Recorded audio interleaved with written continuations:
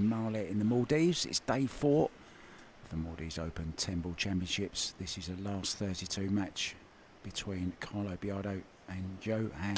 And what a match it promises to be. Looking forward to this since I saw the fixture was on last night. Cannot wait to see this. We start with a dry break. It is a race to 10 all the way to the final. Our referee for this one, Mohammed Fairuz, just removing the template rack. It is alternate break.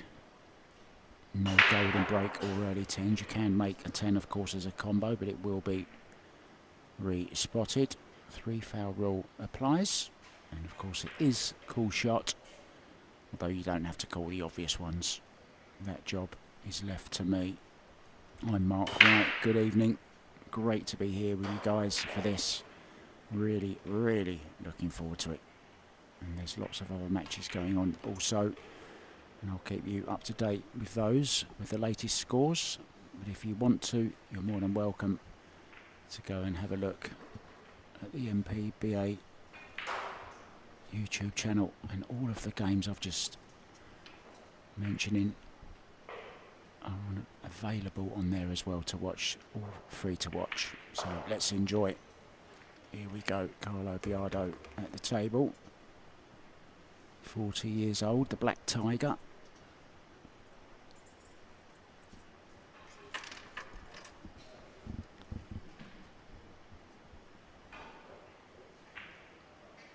US Open champion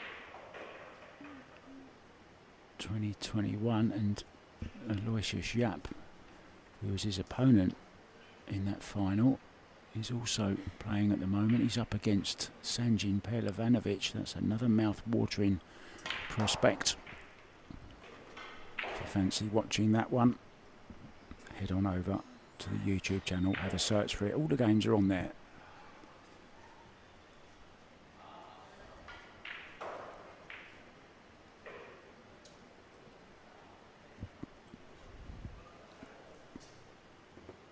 So just a little bit of work to do here. He needs to come down the right hand side of the table. So he's going to have to play with some right hand spin here off the top rail.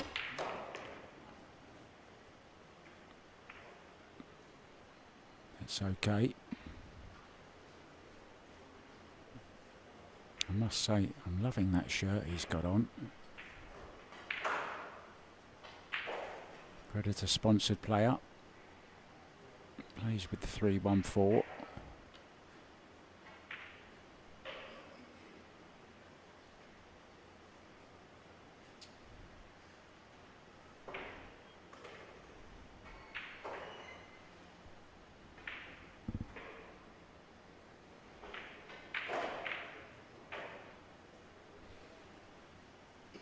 Expected a lot of viewers from the Philippines for this one, and you never disappoint us, guys. Huge pool fans.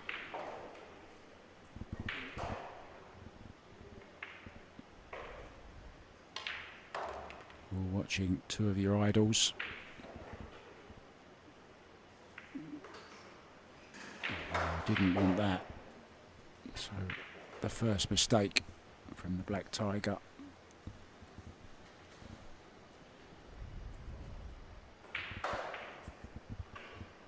These 2, of course, were part of the World Team winners in Austria 2 years ago, along with Rubelin Armit. Became world champions, beating Team Great Britain, Jason Shaw, Kelly Fisher and Darren Appleton.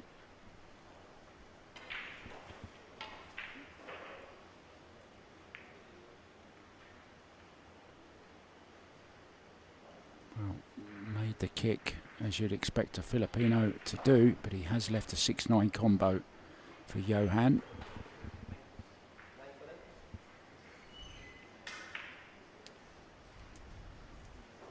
Nickname Bad Koi.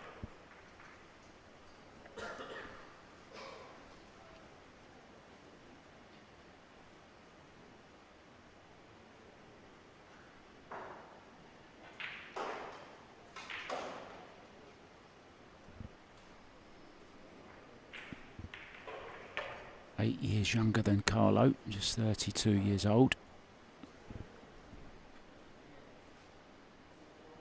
From Bacalod.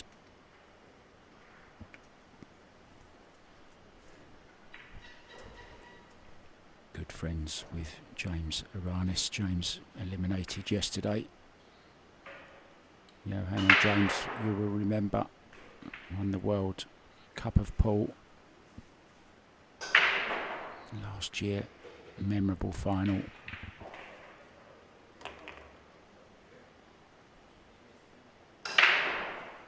Nicely judged. Now I can play this one of two ways. Can just play with some inside, some right hand spin. Or can come around the back of the tent. He does like to stroke the ball around.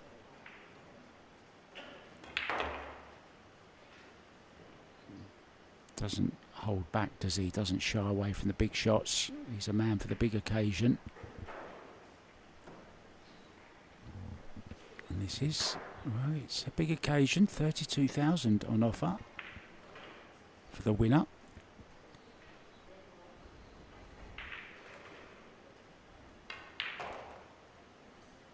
Beautiful stroke, finishing absolutely perfect on this 10 ball. So the mistake from Carlo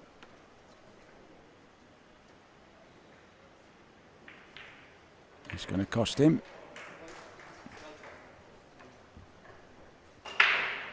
First rack to bad koi. Now let's see if we've got any early leaders around the arena. Mario He is up against Bernie Regalario. And Bernie has taken the first rack in that match. And he's well on his way to taking the second as well. Sanjin Perlevanovic lost the opening rack to Aloysius Yap. The defending champion, Ko Ping Chung, in action against Geoffrey Ignacio.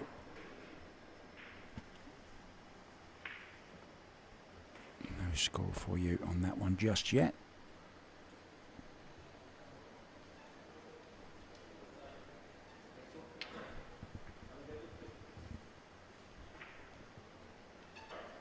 Rack number 2. The Black Tiger looking to pounce.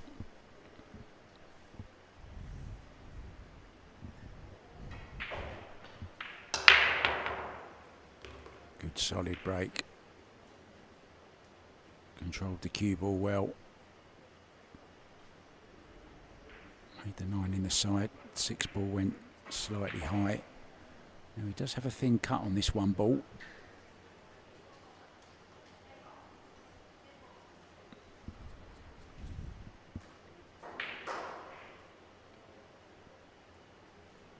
Two available into both bottom left and right hand corner pockets.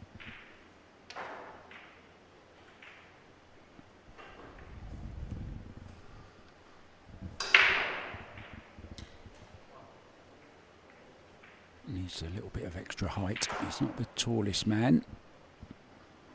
He's one of the nicest men on the tour though.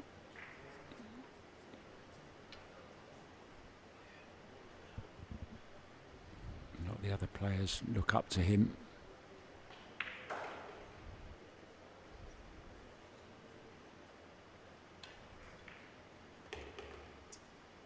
This has gone wrong. Needs a favourable kiss. Well, he's okay. Waves his hand to Johann to say, yep, I got a little bit lucky there, mate. Now, who can you spot around the tables there? There's Alexei Pachel from Serbia. There's Wojtek Shevchik. And Dimitris Lukatus.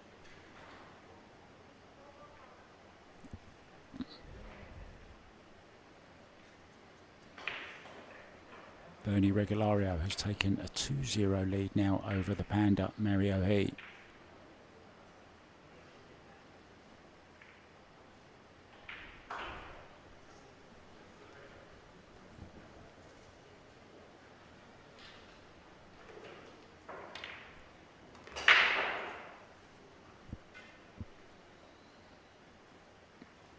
Didn't want to touch that 6 ball. Didn't want it going anywhere near the 4. So I might have to just dig down slightly here. Maybe not. You can just play with some right hand spin.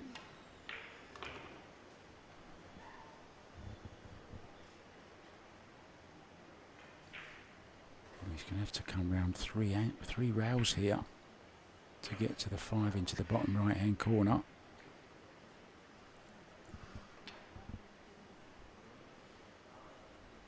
Carlo, always a joy to watch. Knows exactly where that cue ball's going.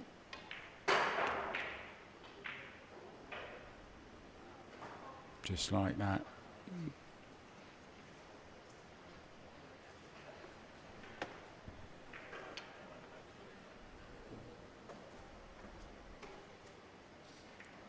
Draw with right hand spin.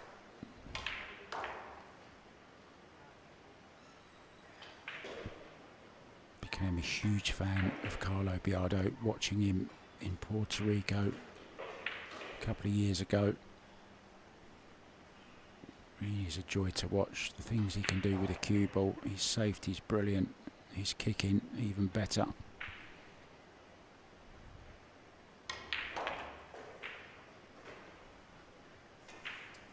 Doesn't hang around, sees the shot, gets down and plays it.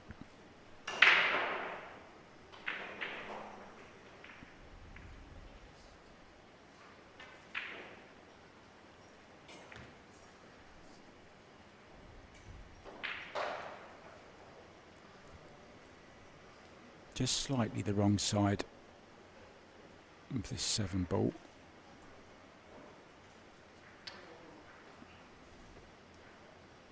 So he's going to draw off this back rail and back out for the 8 into the bottom left.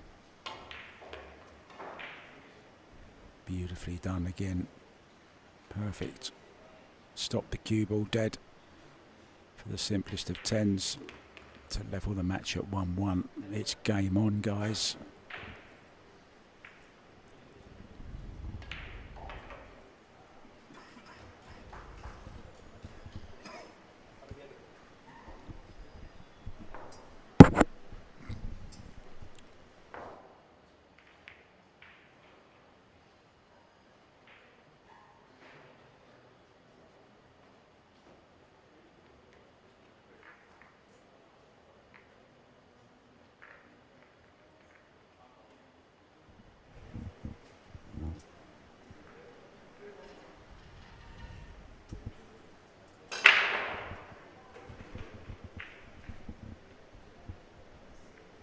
I've just seen Torsten Hohmann to my left now. I know he was commentating on a lot of matches here last year. I'll see if I can grab him for a few racks.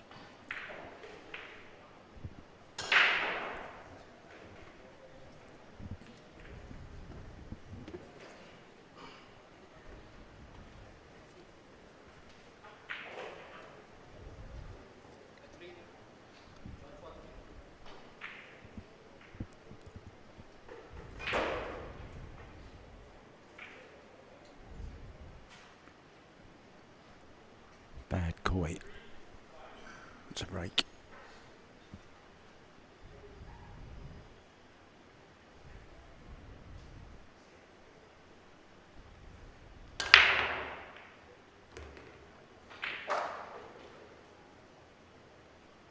Oh, needs that 4 to hold up. Did it? Did it hold up in time? I'm not sure. He was urging that 4 to stop.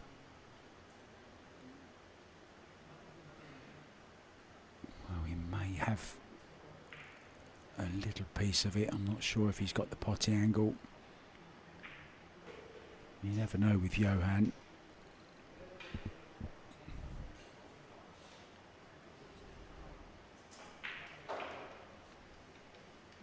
Three ball, I think, is okay.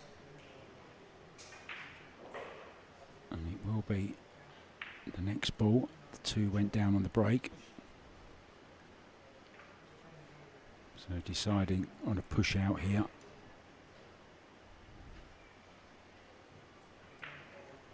Now is he pushing to a jump shot?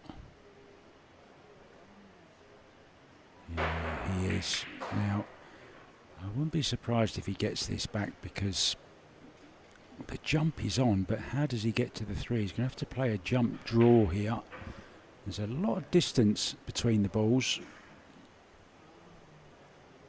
Yeah, gives it straight back, not interested.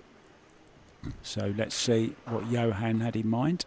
He's obviously gone for the jump stick straight away. That's the Q-Tech Propel.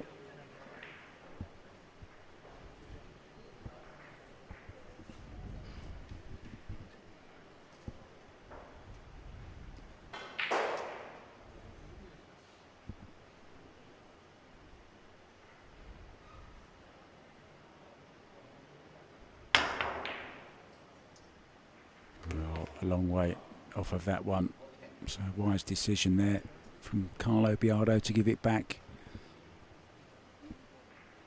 Ball in hand. Now a good chance.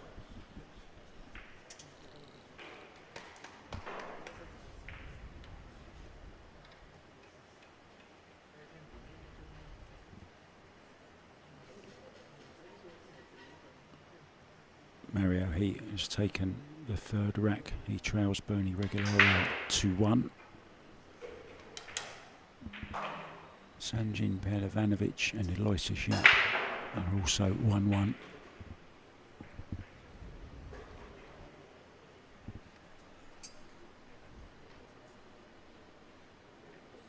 Now defending champion Ko Ping Chung is all square 1-1 with Filipino Jeffrey Ignacio. Beda Alohadi has just taken a 2-0 lead over Roman Hibla from Czech Republic. Dimitri Lukautos from Greece has taken the first rack against Wojtek Szewczyk.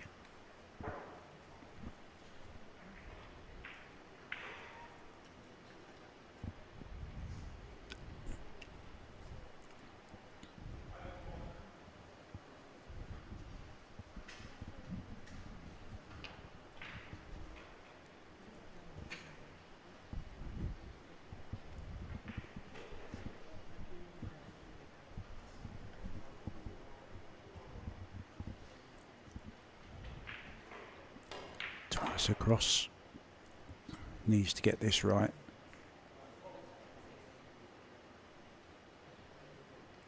Well, that shows you that's not how he played it. He wanted to come beyond the 7, but he'll take it.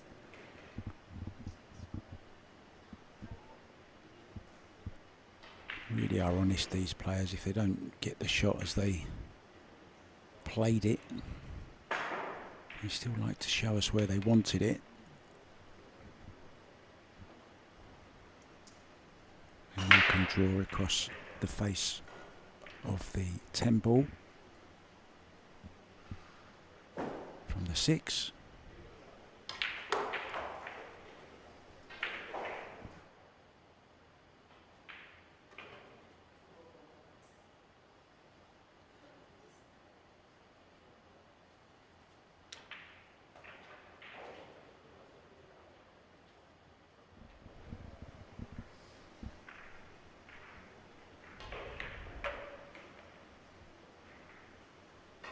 Once again, there's that angle that you'll often see ball players get, centre of the table. Perfect angle on the 8, just to stun off the side rail, back down for the 9 into the bottom left.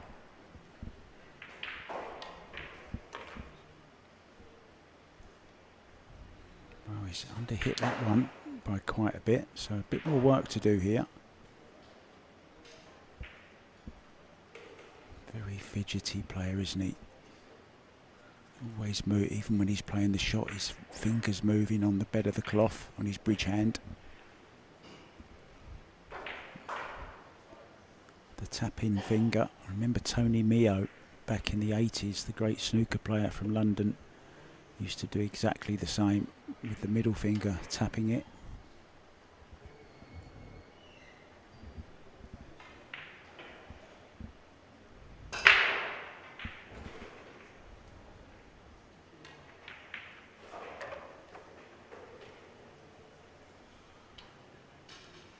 No dramas, recovers the situation.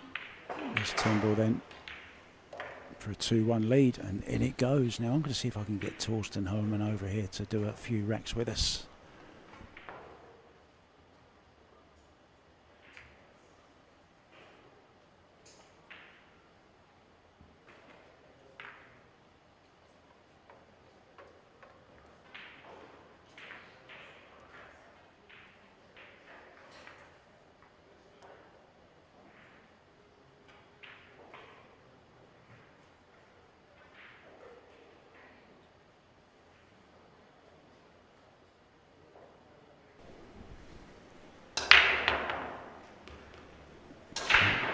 Decent break.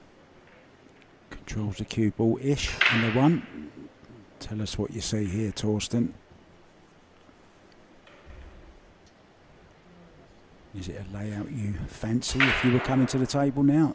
Yeah, well, the one thing, even, you know, I don't play that much 10 ball throughout the year, but seeing the difference as we, you know, come from all these 9 ball events, like the big difference is the break, and you actually get way more shots playing 10 ball than a 9 ball with the configurations that we play. Yeah, that the 9 on the spot obviously, but the break box is making a huge difference, isn't it? Mm-hmm. With the 9 ball and trying to control. You can't really control the white, right? It's kind of running free, isn't it?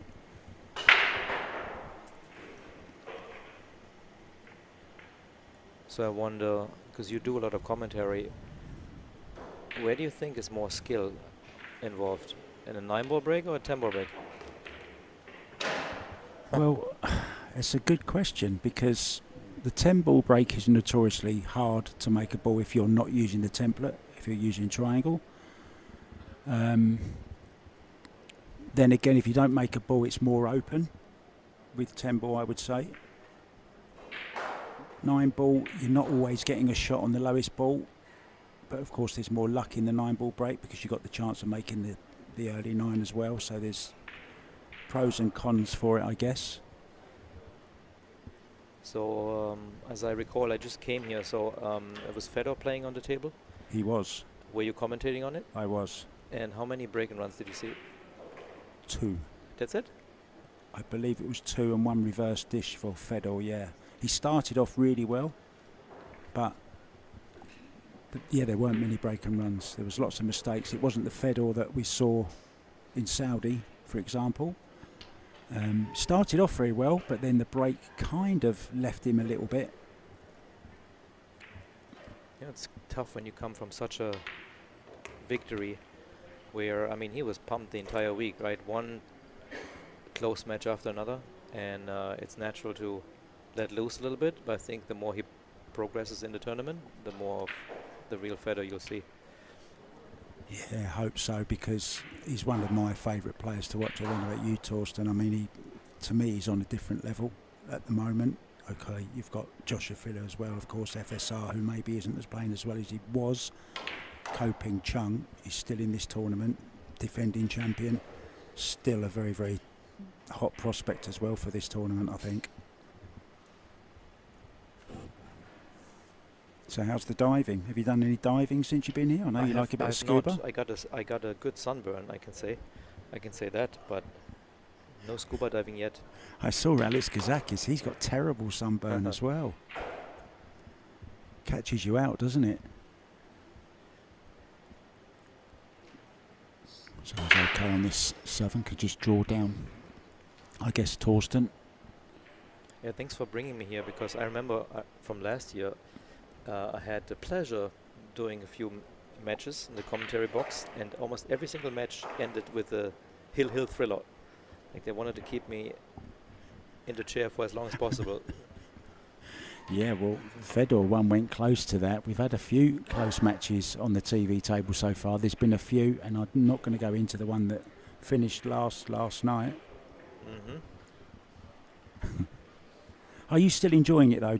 Are you enjoying competing still? Well, you know, it's always fun if you're winning. And I wouldn't be still competing if I thought that I didn't have it in me. It's just, you know, you need a bit of confidence, and it'd be nice to win a few good matches and gain that confidence. Because I feel in practice, I'm just as good as I've always been, but competing against these monsters, I'm just not as relaxed anymore, and my stroke, is not as clean, and it shows. So So I when do when enjoy, the of pressure's course, on, especially playing a nice tournament with great conditions, audience, coming here. The association does such a terrific job. All the little details from how they treat the players, the referees, how the venue looks. It's just a pleasure to be and play, and I want to perform well. So that keeps me going, and there's so many beautiful events on the horizon that makes me get motivated again. If you've achieved almost everything in your career, and you're getting older, it's easier to let loose. All these guys that are in their early 20s, all they want to do is practice and win. It's a different energy, but I still believe I can get that back up. Give myself at least another 5 years. I mean, one of the events coming up now, it surely motivates you in your hometown of Fulda. I mean, how special is that to have an event in your hometown? It must feel great, doesn't it? Especially that magnitude, with the level of production that Metrum comes to my town, and is well received. We had really good attendance, even on day 3. I think the place was sold out. I expect this year will be the same, and just very special. My mom comes and watches me, all my friends, and I get to see and hang out with my best friends as well. So, and of course it's wonderful to receive positive feedback. The players tell me they enjoy it. They enjoy the town, how close everything is. And we have the club, the SG Johannesburg, my home pool club. They put in a lot of effort in cooperation with the city. So we have a lot of support. I hope it's going to grow into something even bigger than it is now. So we're watching a couple of Filipinos here now. I know you've got ties to the Philippines as well. I believe you have a property in the Philippines. Is that correct? I do still have a condo, yeah. And I miss it. I spent quite a few years in the Philippines.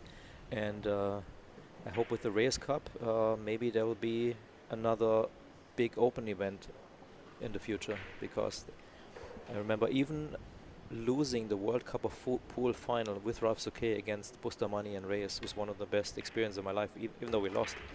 And they're just so enthusiastic, the Filipinos, and they have the talent. So it'd be nice to have a tournament there again and get a taste of that energy again. Yeah, there's nothing like the Philippines. I've been there a couple of times, and the energy that's just around the place, and everywhere you go you hear the click of balls and all the open air pool rooms. It really is fantastic, and I think that's a huge thing of why there's so many youngsters get into the sport at an early age, because it's kind of right in their faces. Like in Europe we play street football or something. It's kind of like street pool to them. They're just walking around on any street corner. You can see pool being everyone's played. Game. Oh, mistake. It's a good tester here for Carlo. Yeah. Digging down as well. Can he stun past the 10, do you think? It's hard to see the angle. I think if he makes it, he'll get a shot the way he's killing.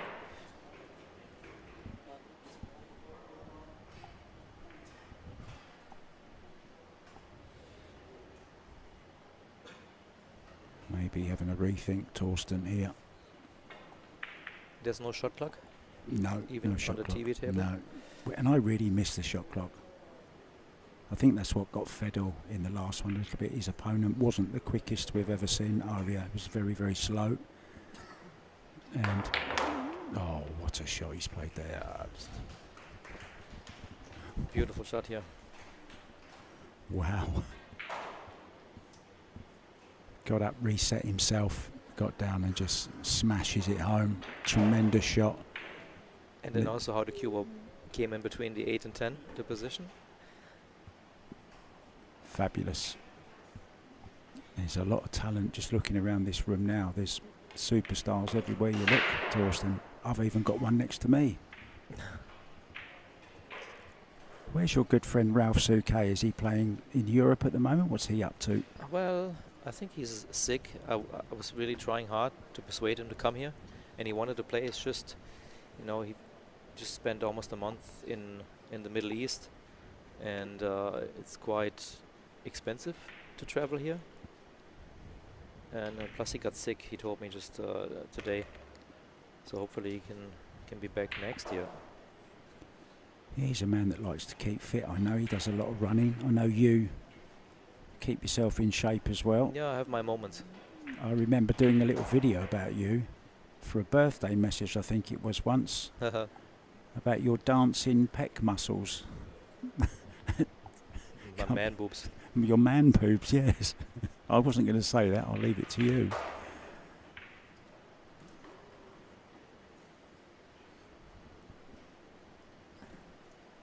It's not so easy than it looks here.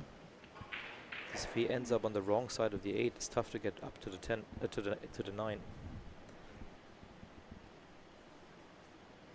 Where are you going next? Where's your next stop? I go to New York. Still. That's home, right there. That's home. New York City. It's been my home. Amsterdam billiards. Love Amsterdam billiards. I went there once. Got looked after by Michael Jednak. Yeah, it's a very special place. It's a very special place. Very historical, isn't it? I mean. Yeah, and still after over 30 years, the place is as busy as ever. And I teach there. And every 3 months there's a new season for the leagues. And every time when there's a briefing, when Sean Morgan or John Lehman has a briefing with the newcomers, I see 60, 70 at least new faces. Wow. Every 3 months. So I don't think there's any place like that anywhere. Yeah, and of course Steinway is no longer as well. Yeah, very sad. It was a home for many players in New York. Earl Strickland was one of them, right? That was his home for a while, room, wasn't it, for a while? I think he moved to New Jersey and became the house pro of Sandcastle. Sandcastle, yeah. Ed Ladawi's place, is it? Yeah. But Steinway has so much history when it comes to tournaments for us. With Darren's events and, when Charlie did the straight pool tournament. And then the Ginky Memorial and all these tournaments. It's a beautiful out by Carlo, 4-1. Yeah, he's on fire, isn't he? Now, you mentioned straight pool there. I know you're a big fan of the game. It's one of your favourite games. When you grow up in Germany, that's what you play. And, I had Oliver Ortmann, Thomas Engert, Ralph Souquet, and so many more straight pool monsters in Germany. Of course, that's very inspiring. And when did you first pick up a cue, Torsten? Do you remember? Well, what got you into it? I joined a club in Fulda in '92, and the person that opened the door was walking in. He asked me at the end of the day, when will I see you again? Expecting me to say, I don't know, we'll see. I said tomorrow. So I immediately fell in love with the game. And then the club became my home. I would sometimes sleep there. So it's nice that where everything started for me, so that the world comes, to me. It's come through full the circle. Through the European Open. Fantastic. And then you after come, Mark. Yeah, I would love to. I really, really want to start coming to some of the other events. I'm definitely going to go to Hanoi because it's on my doorstep. As you know, I live in Thailand now, so it's very, very close for me. Travelling from Asia to Europe, it's, as you know, you've done it plenty of times yourself. It's quite a way to go, and it's not cheap either, is it? It's expensive now to travel. One of the worst times to travel, I think it is. It's just become a little bit of a chore. Would that be something for you to actually commentate on in a Metrum event? Yeah, of course. Of course, I'd be open to. Of course, I'd be open to it. I mean, I've done a few of the ranking events, the smaller ranking events from Matchroom. I think I've done 3 so far. I did the one in Manila actually at the International Open. That was a Matchroom ranking event at Sharks. Yeah, of course I'd be open to it. I just want to commentate on as many different disciplines of the sport as possible. I'm actually off to Morocco after here for snooker, for the African Snooker Championships. Wow. So I'm looking forward to that. And then I've got a few weeks at home, a couple of weeks at home. Then I'm off to Finland. Are you going to Finland for the Town Max Rack? I would love to, but it's the week before the European Open, and that's one of the few chances I actually get to go home and see my family and my friends. Because a day after the European Open, we already have to go to the States for a tournament in New York and the US Open. So I might skip on Finland to just practice and see my folks. It's tough, there's almost too many tournaments. Well, 5 years ago, there wasn't enough, right? Yep. Now, but you can never say there's too many. At least you can, if you can pick and choose which ones you want to go to. It's a nice problem to have, kind of thing. Yeah, it's a nice problem to have if you have deep pockets. You must have earned a few quid over the years. Come on, a few Deutschmarks. Yeah, there's taxes and expenses, but yeah, I'd rather have too many events than too few. I suppose we better talk about this rack a little bit, Torsten. We've kind of got sidetracked. You keep talking about other things all the time. That's okay. I'm blaming you. But no, just going back to this venue and the tournament, and it's a beautiful. I was really surprised actually when I walked in here to see the quality of the venue and the beautiful arena, isn't it? Nice LED arena. It's nice and cool in here as well. Yeah, I remember coming here. I forgot what year it was. I was actually visiting a friend in Sri Lanka, and that was the reason why I was asked to come here, because it's only an hour away. And my friend that I was visiting back, I think like 7-8 years ago, he's coming tomorrow to visit me here. Yeah, he's the executive chef of the Shangri-La in Colombo. But that's why I was brought in here. And I did a little bit of training with the national team, and I was surprised. Of course, Maldives, you think sun, beach, resorts, honeymoon, and then to see this little clubhouse that had 4 tables back when I was here reminded me of one of the cute little clubs we have in all over Germany. Just like Fulda when I started, it was very similar. And now they've grown into this facility, and there's a good chance that they are expanding any further. I think it's just very professional, everything that they do, and they just deserve so much more attention here in the Maldives. And I hope eventually they'll produce some players that can compete and make the country proud. They deserve it. Yeah, very well said. And they're such lovely people as well. There were 16 Maldivian players that started out in this tournament. They absolutely gave their all. They loved it. We had one qualify through to the last 64, which was really, really good, and we got to see him play on the TV table. I think the one thing lacking, of course, is enough tough opposition for those players to grow, because you still need to play better players than yourselves all the time, don't you? But it's good to see that they are starting to, well, the big plans for this place, aren't there? They talk of being 5 stories and a level just for junior players. Is it something that you'd like to do, come back here and do some coaching on a regular basis? Well, I was asked a few years ago, and I suggested Ralph Eckert to be the coach, which they actually hired for a while. I think he's just the right person with the experience to develop and help them build a proper system. And a really nice guy as well, train. Right? Yeah, of course. Yeah. That's why I suggested him. But what amazes me the most is also how many recreational players Male has. We have how many tables here? 10 tables?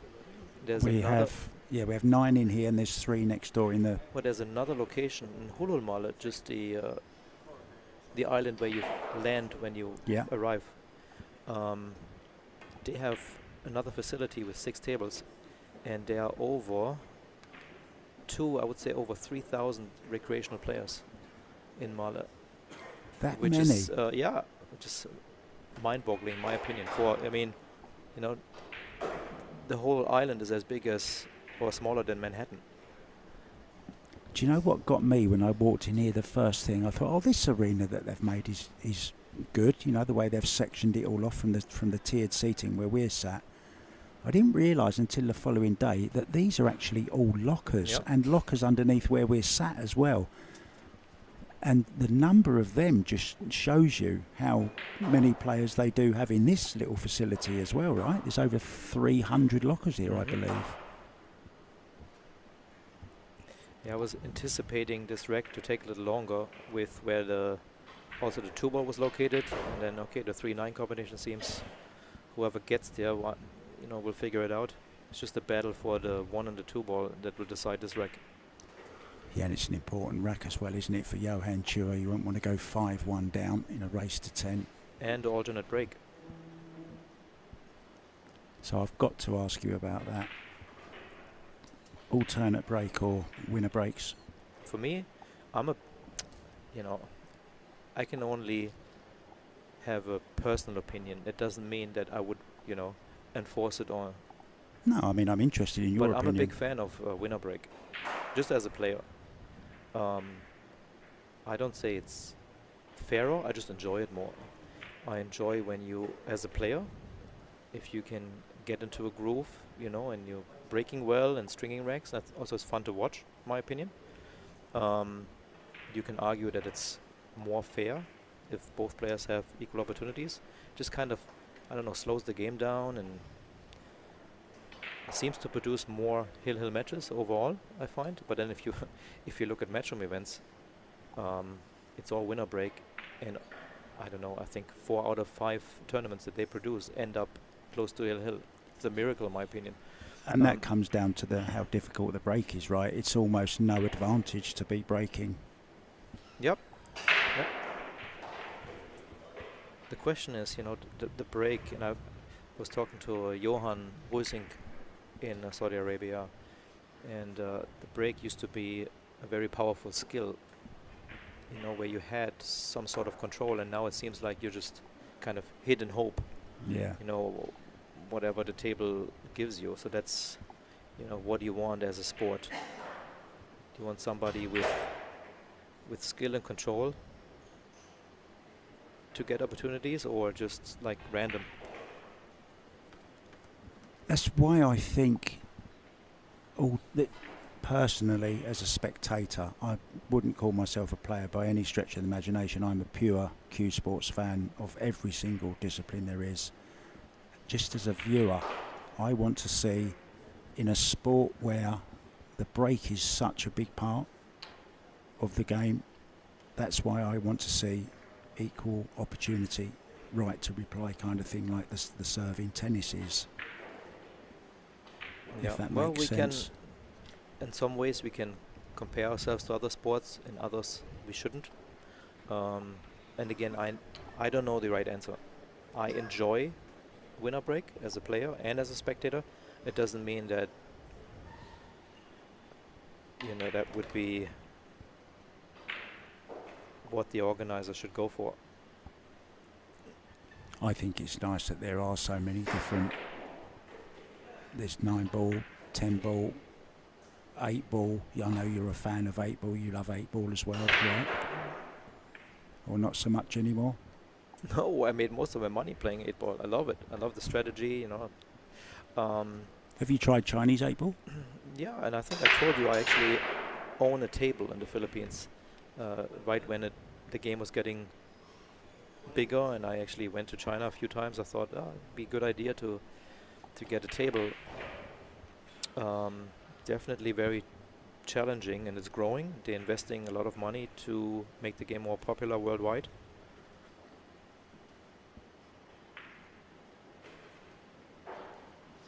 Chance here for Carlo. And I always thought it was a good shot. Where does the cue ball? Does he have to bridge over the 7? That would be the only. Yep. See, What were he's the like turning chances away of for a that? second because he knows he has another tester. 9 is pretty close to the corner though, which makes it a little bit more. I think it's like the blessing and the curse at the same time. What we have in pool is that we have so many different disciplines that are all equally fascinating. Oh, is he okay? I think he's just all right. Can he It's cut hard, this in? it's hard to reach, you know. Yeah, what was you going to say? I said it's a equal a blessing and a curse to have so many different disciplines, because I think that's what Matchroom is banking on. There should be one game. Let's make that popular, a game that everybody knows and understands and recognizes on TV. I mean, Because we're kind of losing us by playing all these different games, and there was a problem for many years. Is even just playing 9-ball, there were like 8 different rules. How are we gonna rack the balls? 1 on the spot, 9 on the spot, winner break, alternate break, magic rack. We know I could go on and on and on. That's hard to establish a brand to sell to someone that's not already involved in pool. And then we have 8-ball, 9-ball, 10-ball, straight pool, one pocket, rotation, and so on. It's fantastic. But don't forget bank ball. Bank ball, yeah. Don't forget that one. So I don't know. I wish. So what there you're were saying is studies you like wish the whole world would play 9-ball and nothing else. Is what you're saying? No. I said it's a blessing and a curse. I don't know the answer. You know, if we should only focus on one game and make sure everybody gets to know that game, and then we get the other games involved, or we diversify ourselves and cater to everybody. I don't know. But the biggest game in the world is obviously Chinese 8-ball. Hold on 1 second, guys. We'll be back. Huh.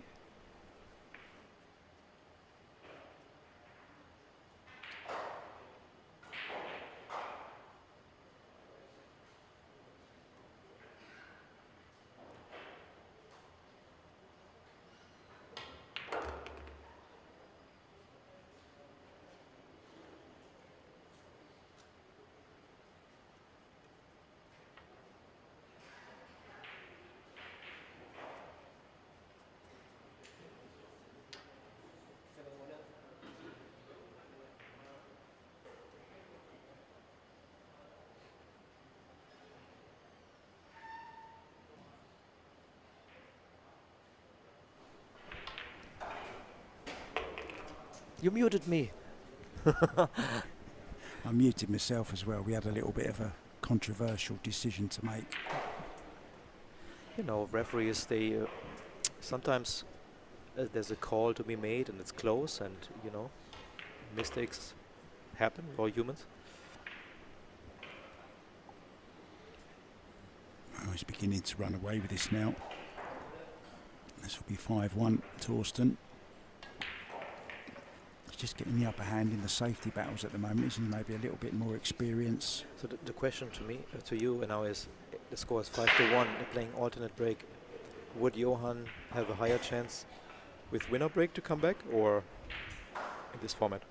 Yeah, but that's a bit of a trick question because, you know, don't forget that he's already had enough breaks. So let's see if we can try and concentrate on this rack just for a change. I know it won't happen, but we'll do our best to try. 3 balls down. Did lose the cue ball slightly to the right, and then got kicked by the 9 and the 6. Now does he play the bank here and draw into the 6 ball to hold for the 2? What would you be doing here? I think you have a few options. You've got 30 seconds. I don't fancy the aggressive option. I think either trying to get the cue ball behind the 2 or the cue ball. Oh, he does call it. Okay, well, you can always try and leave the cue ball on the short rail, so in case you miss, you might leave something very difficult. You know, thinks he has to make something happen at 1-5 down. Yeah, he hasn't been winning the safety exchanges so far, so maybe he's thinking, I need to go aggressive. Beautiful shot.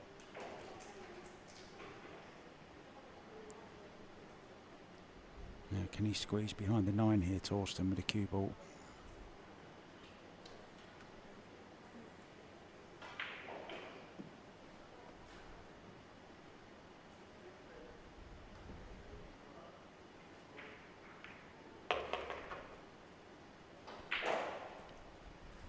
did clear it, so it should be a favorite to run out.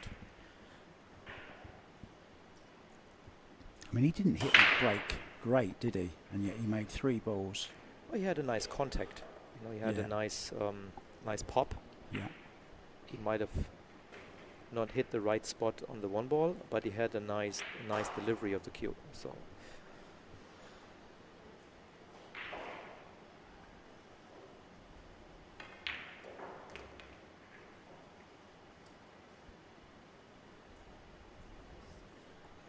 Talk us through these last 4 balls. Well, you know, inside English was stunning it back and forth. Depending how much clearance he has for the cue, 1 stroke over the other could be, but he has enough clearance, I see. It's actually a shot that I fouled on a couple days ago. Yeah, the rails are not as responsive as we used to. So some shots it takes a little bit more effort, a little bit more power to get the cue ball to move. What's causing that? Is it the actual cushions, or is it the? It's not. It's not the conditions. It might be. I'm not an engineer, or it's just my observation. And then you just have to adapt. It's not. I don't say it's better or worse. It's just what it is. John is coping well because he's 5-2 up at the moment on Jeffrey Ignacio, I should say, defending champion, looking to retain that, win himself another $32,000. That'd be nice, wouldn't it, Torsten? Yep, and they have a wonderful trophy. If it's anything like last year, it's like probably the most beautiful trophy I've ever seen. This is beautiful, the tall white one, made out of, I guess, limestone or something like that, it looks like. I went on a lovely visit, a little tour around. We went on the back of motorbikes and done some filming around the town today. Some great places, the oldest mosque, the biggest mosque, the Ministry of Defence, the fish market, the fruit and veg market. Really is a beautiful little city, isn't it? The only disadvantage, if you win the tournament, is if you win the tournament and they give you the trophy, you have to pay your prize money for excess baggage for the trophy, because that thing weighs like a ton. Yeah. I see they're offering I've mentioned you actually a couple of times in commentary now that they're offering this first prize and set and runner up the extra 3-day night stay in the resort. See, I misunderstood. I thought the first player out of the tournament gets the trip. That's why I lost. Not the... Buy some duty free with that to take back home to the family in full.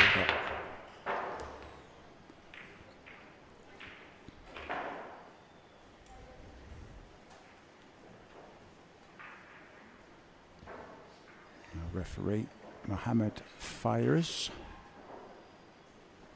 local man. Looks like we have a safety coming up. Where's he putting the cue ball? Behind the 3 and the 9? 1 ball down? I reckon that's a good call.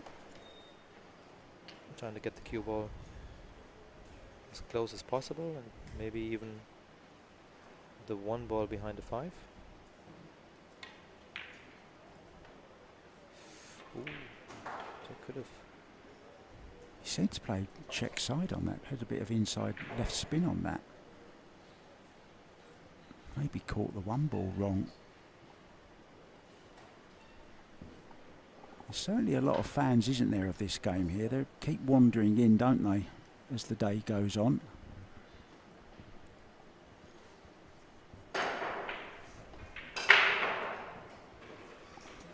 Aloysius Yap against Sanjin Perlevanovic. Perlevanovic, who had a great match last night in places, broke like I've never seen anyone break before. Absolutely brilliant. Made 4 balls at least twice on the break. And he's playing well tonight as well. He's 5-3 up on Aloysius Yap. That might as well be a final. Could very easily be, couldn't it?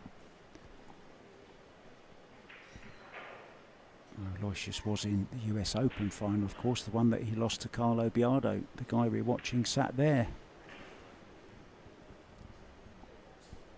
remember that very, very well. I was watching that in Florida. I was round Drew Cleary's house. Andrew Cleary, you know Andrew? Mm-hmm. I was round his house playing some 9-ball with him on his table at home. Crocodiles in the backyard.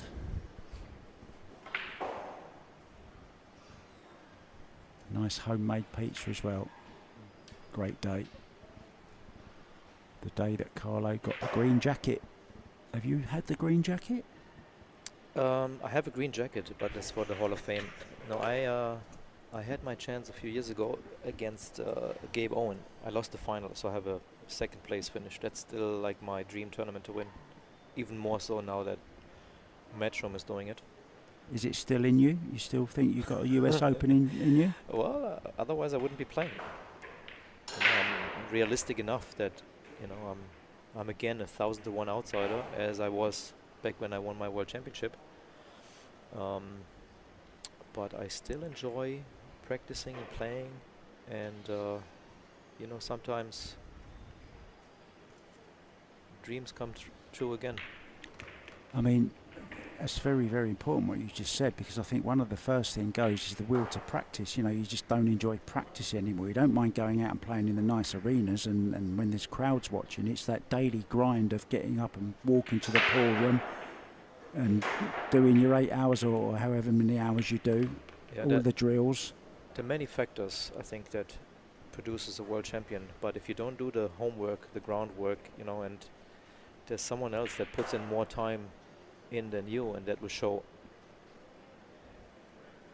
So yeah, that's the first. It's tough because I gotta also pay my rent, and I teach a lot, and that takes away from my ability to focus on training, but especially with these big events and the well-produced events, it motivates me more to put in the time. Do you find when you do coaching, a lot of coaching, do you find that takes away from your own game, not just because of the time it takes that you're not practicing, but just maybe it puts other things in your mind and makes you question your own technique sometimes, maybe? Well, yes, you're right. Well, first of all, whatever I do, I put in 100%. So when I teach, all my energy goes in, and I'm just tired at the end of the day, to then play a few hours myself if I have a long day of teaching. At the same time, as a player, you're supposed to be focusing on making the balls, right? Putting the balls in. And as a coach, all you do is kind of find the flaws in your student's game. And that kind of is tough when you would then want to play, because you become more aware of all the little technical details of how you do things instead of just kind of naturally let it happen. That really interfered with my mind a lot, and I'm still trying to combat that when I play, just let it happen. At the same time, I'm more aware of things work and the details, and maybe eventually I can turn that into an advantage. If you could go back and give 18-year-old Torsten Hohmann the best piece of advice, knowing what you know now, having gone through every single all the different aspects of the game and the different disciplines and the practice routines, the heartache, the enjoyment, the highs, the lows, what would you tell your 18-year-old self now, or like an 18-year-old just coming into the game now looking to make a career out of pool? It wouldn't be anything pool related, like game itself. It'd be more private, let's say, that I don't want to share, but I had a good career, so I don't really regret anything. I wasn't really talking about regrets. I was really talking about, for instance, now there's so much emphasis put on diet, on exercise, and on the mental side of the game. I mean, I was a very good snooker player when I was 14, 15, 16 years old, but I never had the right temperament. I was always too annoyed at myself and always never relaxed, and didn't know anything about deep breathing and how to focus on the right things and stay in the moment and stay in the present. Don't harp on and don't think about shots you've missed. All things now that all the young players is a big part of their training now. Yeah, but that goes for anybody, right? you can tell yourself always, I should eat better and sleep better and exercise more, and and stay away from distractions. And then you're human too, and that's just part of life. You're not giving anything away, are you? I can't get it out of you. No matter how much I try, I just can't get anything out of you. You're actually quite a private person, aren't you? I'm just a very introverted person. Introvert, I would say. yeah. I've had a social anxiety growing up. I don't like to be around crowds, and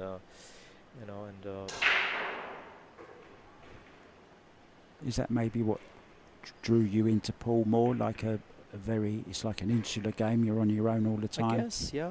While my friends were out going to the swimming pool in the summer, I stayed alone and practiced. Had my fulfillment, and then I got my reward years later. Who gave you the nickname Hitman? John McDonald. Is that the name that? Oh, an announcer. Yeah. He's very famous for mispronouncing Mika Iminen's name. What did he say? He used to introduce him as Mika Innomen. Really? Instead of Immonen. He used to say Innomen. I wasn't aware of that. Yeah, I've just seen it on YouTube. Somebody said to go and look at it. Well, just yesterday I was announced as Torsten Hohmann. I haven't found any F's in my name, but That actually suits you, actually. Hoffman. Yeah.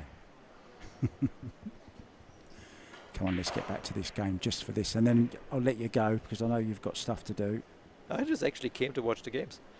I was in my room the whole day working on a few billiard projects.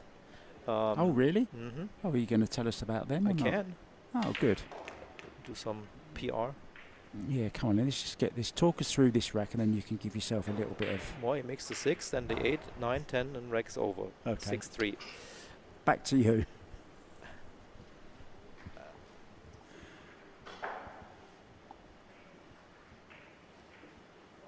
So he's going to twice across here. It's almost, you don't want to land too short or too long. You don't want to be on the rail, but almost any angle is acceptable.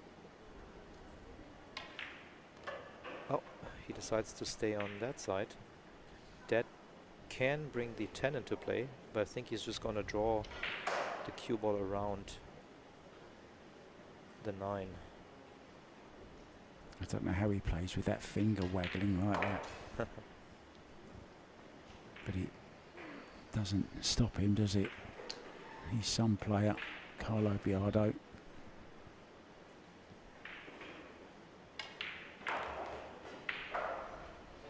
And of course, let's not forget, reigning world 10-ball champion also.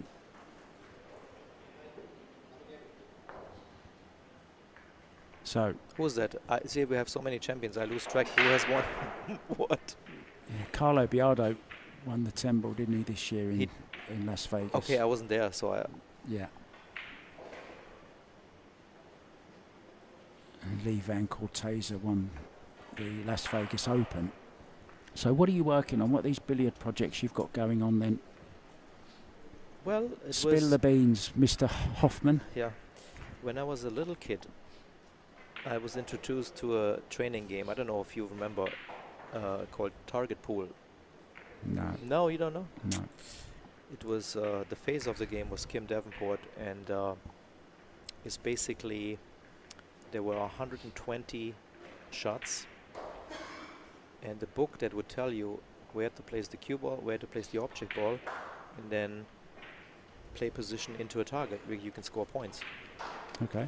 So it starts with very simple shots, cue ball only, and it gets more complicated and more difficult. And a friend of mine in New York City, Jonathan Smith, asked me about 8 years ago, what happened to that game? Someone should resurrect it. And I actually found the originator and owner of the game, and I purchased the rights from him, formed a company, and so I'm the owner of Target Pool. And it's funny that we talk about it here, because my partner and I from San Francisco, we hired a software developer here in the Maldives last year to build an app for us for Target Pool, and we're very close to release it to the public. So it's going to go online. It's going to be an application you can get in, whether you have an Android or an Apple device. And Are you an Apple man or are you a smartphone I'm an guy? Apple man. Always been Apple. Okay. Sorry, carry on. I just wanted to get that in there very quickly. Yeah, so I recorded some last voiceovers where I explain the shots, and here I actually can show you. Well, if ever you need an English voice, I know a guy. It is in English. Yeah, no, the audience can't see it, but give you a little. I don't have the connection here.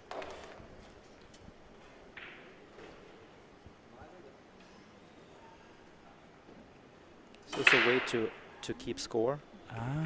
Okay. So what's it called? Where can people download it? Soon everybody will see it on social media. It's called Target Pool. Okay. Target Pool. Look out for it, guys. So it's like a training aid as well? Yes, it's just a training tool, like learning a language, learning the different shots.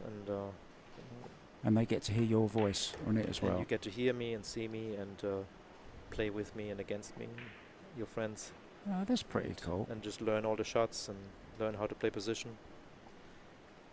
Try to give tips on each shot, go in more depth.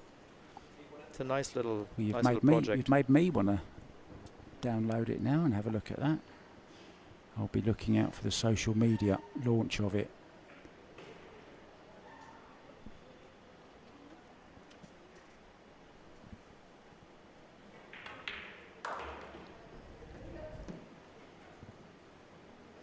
So Johann, 3 behind.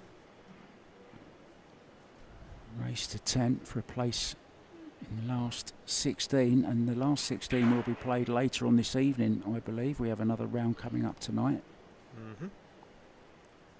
Just needs to land straight on the 6. A bit of challenge here. Get a good angle on the 5. Float over.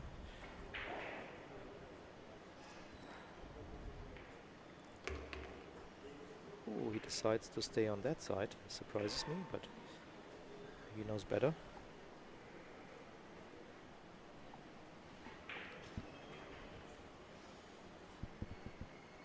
Do we have any updates? Yeah, I was just going to... Has any match finished? Hasn't finished yet. I was just going to update you actually on your friend Roman Hebler.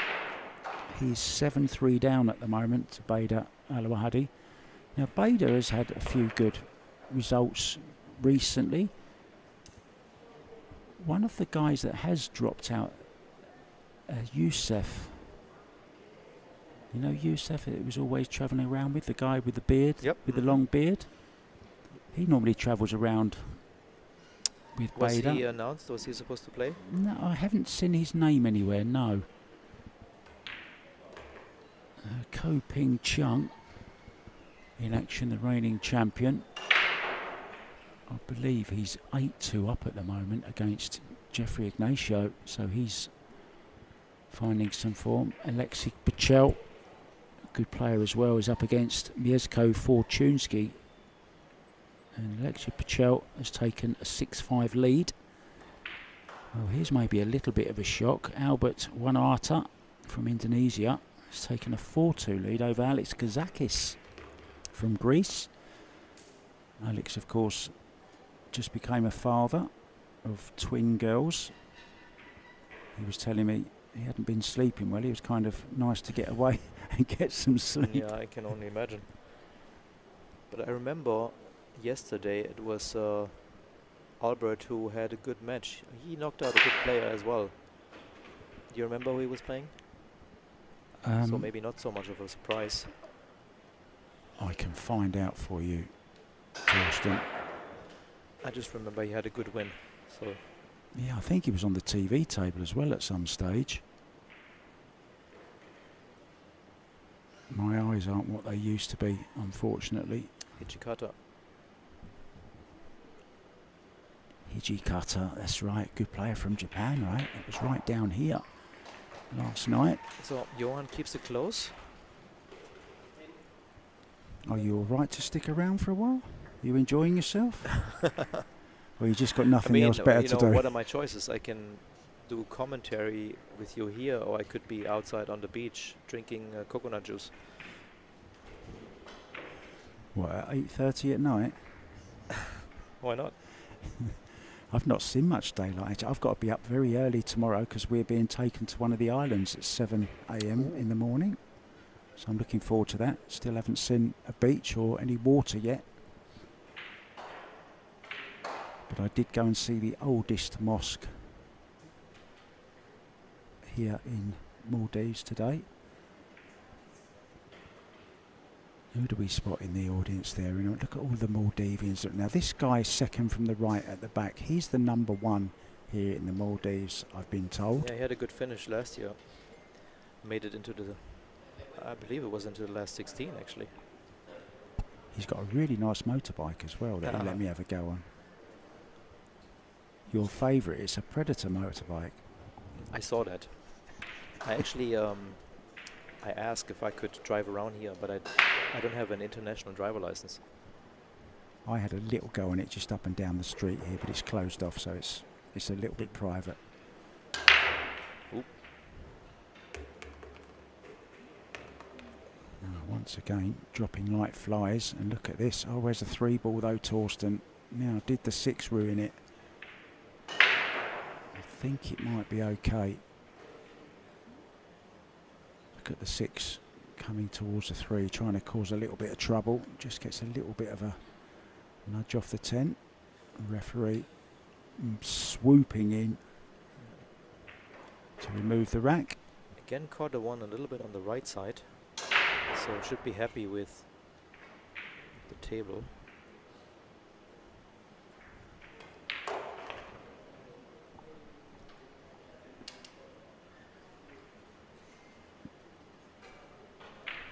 Can he draw past this, or is he going to have to go into something? 3 ball does pass into the bottom left-hand corner. Can he draw off the rail? It's hard to see from here, you know.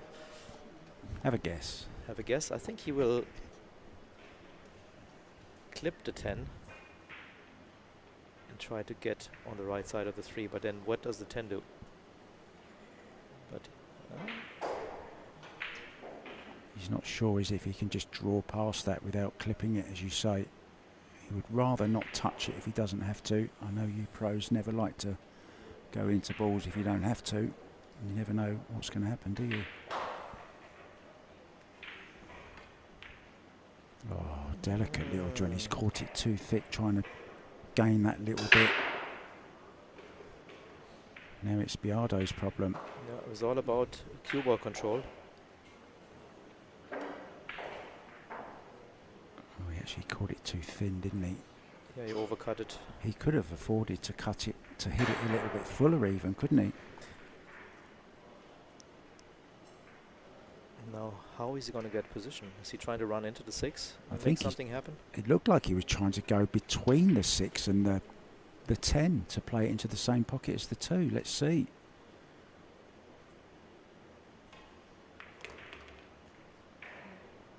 No, just caught it wrong. I think you're right. He was trying to go into it.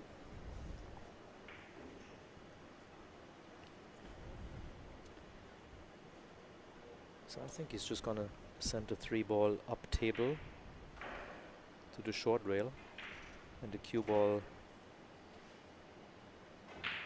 behind the 10. Mario He 7-4 down to Bernie Regulario.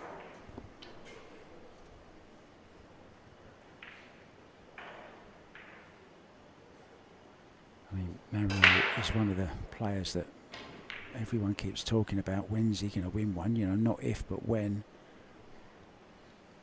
Just can't seem to win a big one, but he's certainly got the talent, Torsten, hasn't he? Mario He.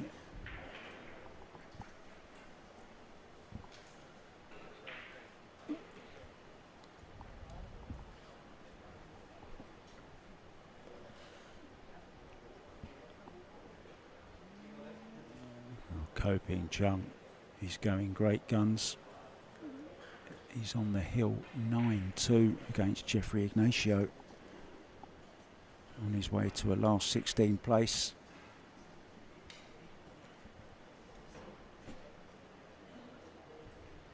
Could it be him, the problem of the excess luggage this year and 3-night stay in Villa Park?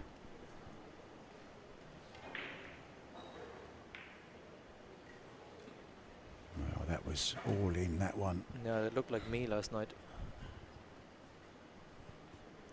That can be a costly miss for him. Yeah, it was on his break as well, wasn't it? So Carlo will be breaking in the next one. Almost certain to be 7-4 up, just 3 from the line.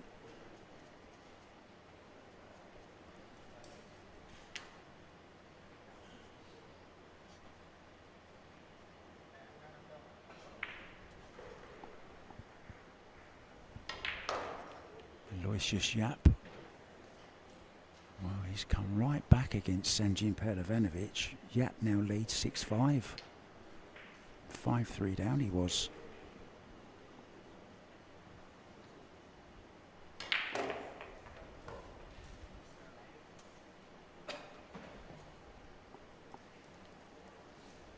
Alex Kazakis trails 5-2 now as well.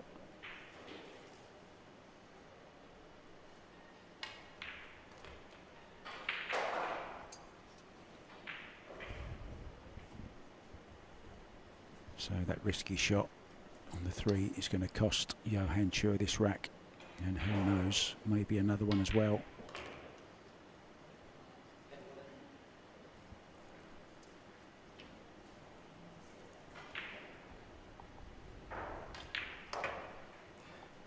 Mark, I'll have to leave you. I hope you've got a good reason. Nature is calling. Okay, Torsten, thank you so much for joining us. It's been a pleasure. Always love your insight and your opinions on things. It was my pleasure. I will be listening to you online when I'm in my room. I'll say thanks everybody for watching, and Target pool. Target pool. That's it. If you're around tomorrow, are you staying around? I'll be here. Okay, well, if you fancy it, let me know and come and sit in and we'll do some commentary. Thank you so much, mate. Thank you. Always a pleasure. Bye-bye, everybody.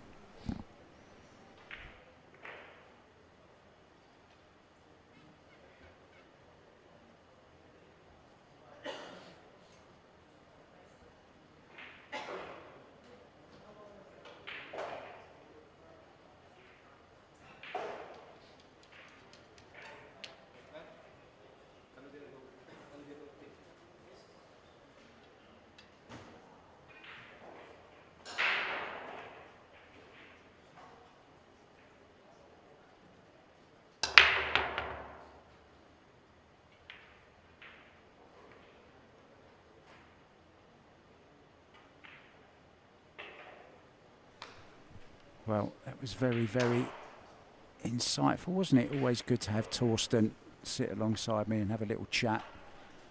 Sorry if we went off topic a little bit, guys. Hope we haven't spoilt your enjoyment too much.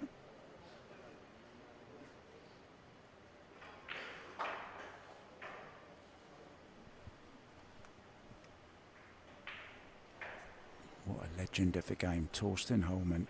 I do honestly have the best job in the world.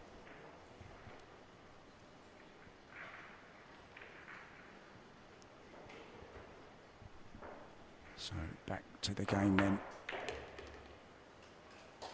Great kick shot from Johann on the 1 ball.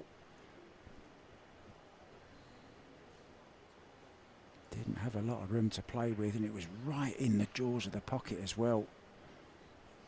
Managed to get out for the 2. Also, slightly awkward cueing. It doesn't have to do anything with a cue ball to stay for the 3.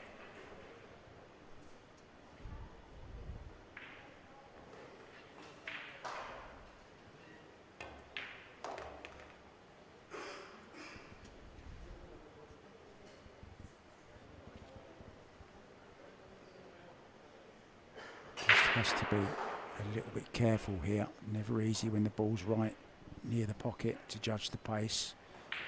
He's looking to come past the 5 and the 4. Leave the 4 into this bottom right hand corner.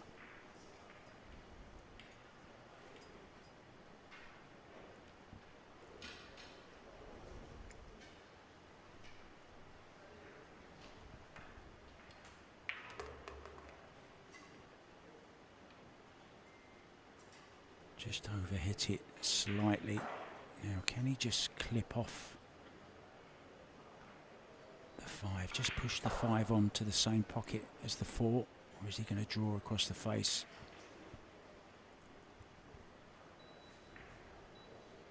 He's drawing, so looking to play the 5 into the bottom left-hand corner as we look. Oh, he's played it into the side. Delicate little draw shot. Very, very sweetly struck, wasn't it?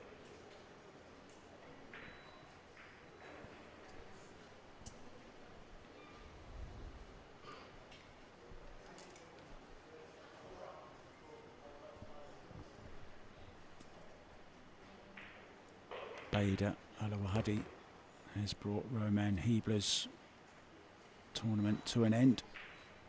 He's won by 10 racks to 3. He will be in the draw for the last 16.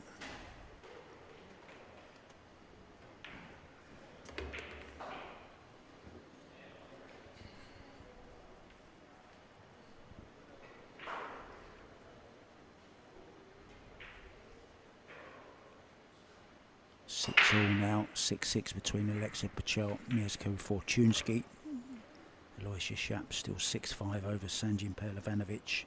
Dimitris Lukatos is 5-3 up on Wojtek Shevchik. Koping Chung on the hill at 9-3 against Jeffrey Ignacio, and maybe a little bit of a surprise, Bernie Regalario from the Philippines, 7-4 up on the Panda Mario He.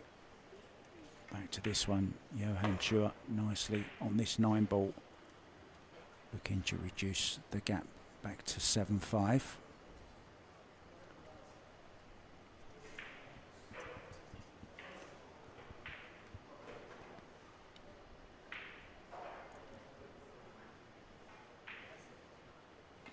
Regalario takes another one to lead 8-5 over the Panda.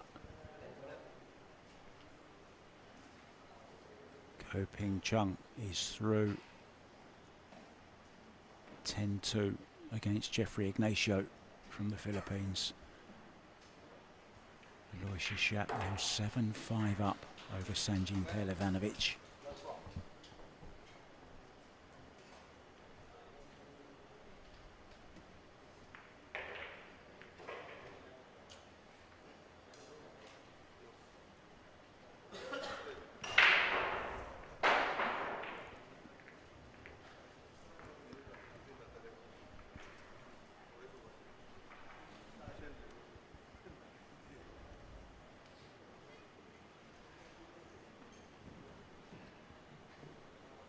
Referee Mohammed Fairuz, local man, racking the balls. There he is, looking very smart in his blazer, white gloves.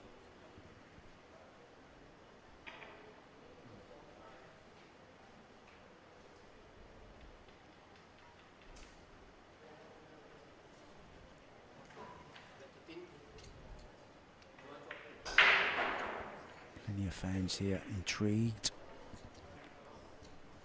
by this match between these two Filipino superstars. Johann Chua to break off, trailing by 2 at 7-5.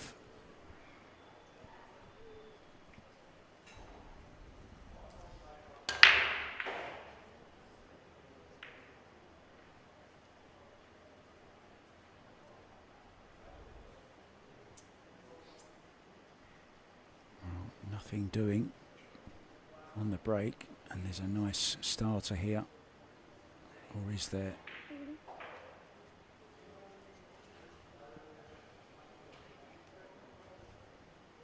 I don't think it's makeable. Can Can he get the cue ball in behind the 2? Just push the 1 past the 2, or are they touching? It's difficult to get the 1 away from that pocket as well. If he's looking to play a safe down behind the 10. So it's just going to be a tappy little shot here. Try and get in behind the 2, and he's made it.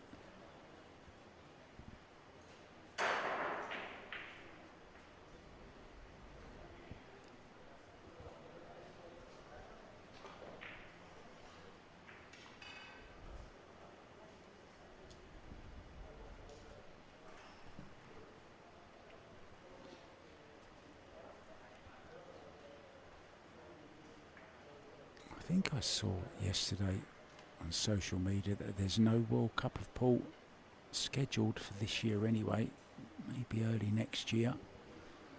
Just so much on the calendar, as we were talking to Torsten a little while ago, saying that it's a packed calendar now. I'm sure Johann and James Aranis would love to try and defend their title.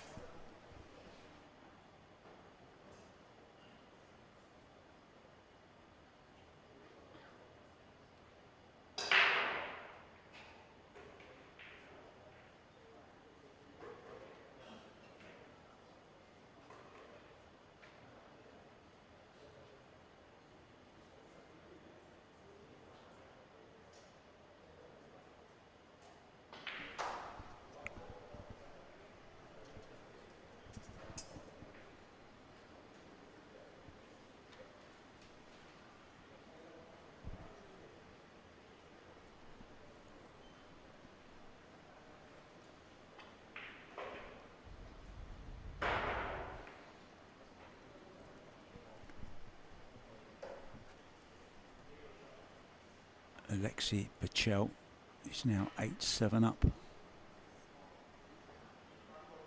on Mieszko Fortunski.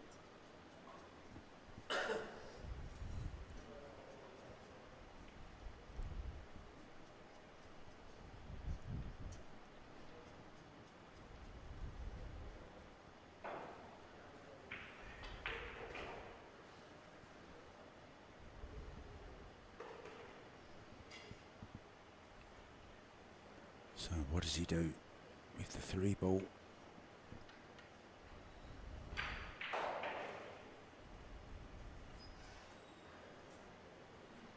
It does go in the right hand side pocket.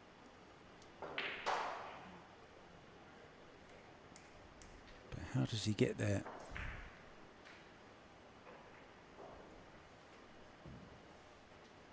He's going to be playing the 2 ball into this bottom right hand corner by the looks of it.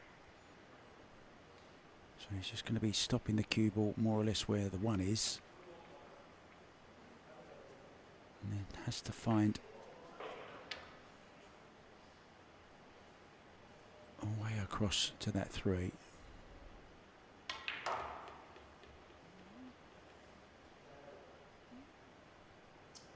Now what kind of angle has he got? Can he go high left and spin the cue ball over? No point in leaving the bank on the 3 because he won't be able to get to the 4, I don't think.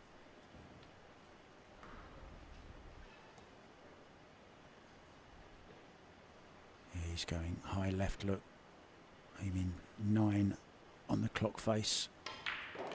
Watch the cue ball zip over. He's played an absolutely corking shot here.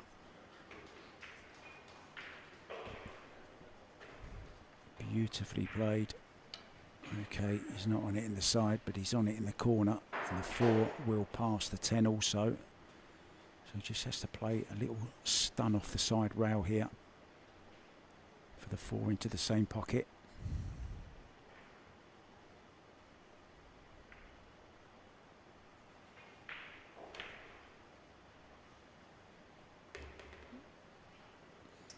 bit of body movement there from Biado, the black tiger, pouncing a little bit.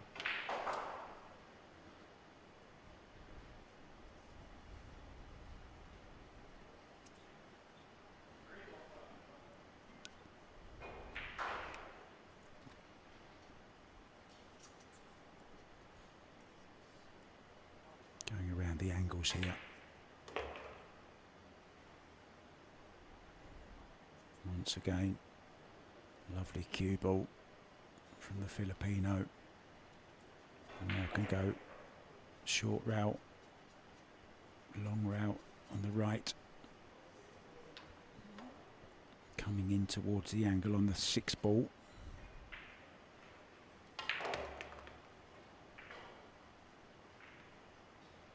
And looks to have a really nice angle, can just stun over for the 7 into the same pocket. It's looking like 8-5 Biado.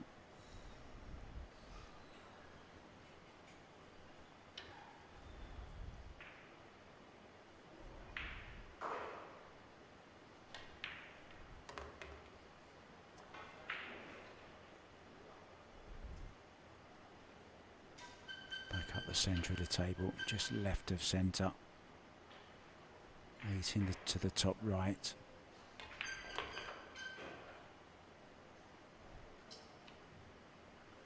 Now can he just draw straight back for the 9 into the top left? That's the plan.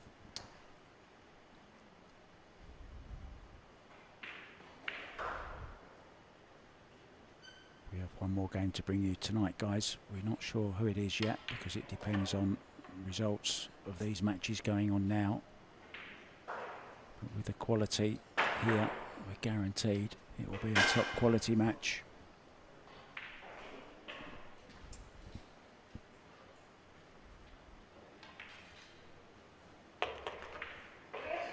So this 10 ball for a 3 rack lead and just 2 from the winning post.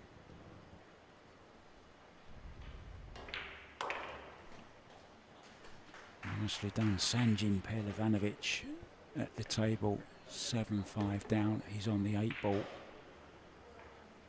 3 balls away from clawing it back to 7-6. The Panda has gone for a break. He's up against Bernie Regalario. Mario, he is 8-6 down at the moment to the Filipino.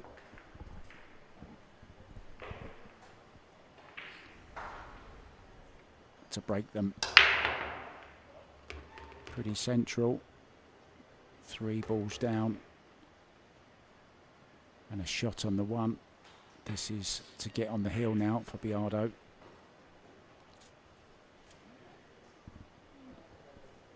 Races to 10 all the way through to the final. It was a beautifully controlled break. And now he can play this 1 ball into the top left. Play with some outside English, some right hand spin. About 5 o'clock on the clock face. Just drag this 1 ball in.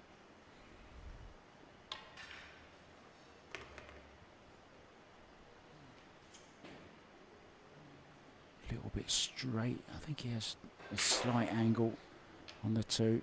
I think he'll just be stopping it, leaving himself a little bit of distance away. Yeah, drew enough to make sure he was taking the 5 out of the equation, and now can stun round 2 rails here for the 5 into the same pocket.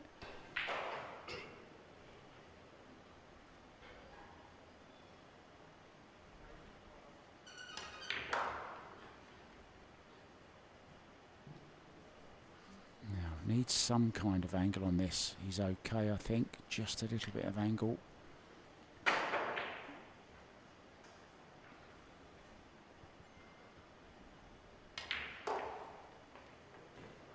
Needs this to run. He did check the cue ball off the side rail with some left-hand spin. And just a little bit too much. Still expecting to get it. Just ask the referee for the bridge. See, kind of a tricky little shot here. He's got to drag it in. Asking for the cue ball to be cleaned. He's gone for a walkabout with the bridge, look.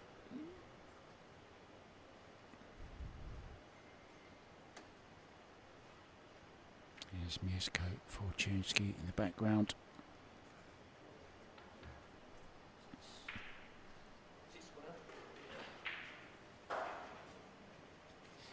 Up against Alexei Pichel. That one looks like it's going all the way. Mieszko Fortunski's taken an 8-7 lead over there. This is a tricky little shot here. Can catch these two thick. He's trying to hold the cue ball as well. This is a really touchy little shot. Oh, I played it beautifully. So this 8 and 10 ball to get to the hill.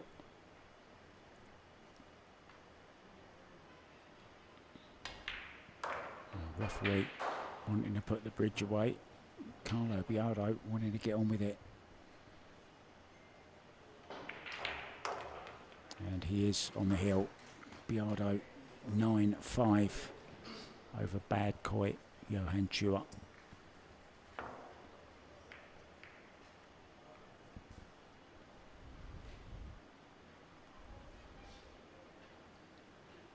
Dimitrios Lukatos 8-3 up now on Wojtek Szewczyk.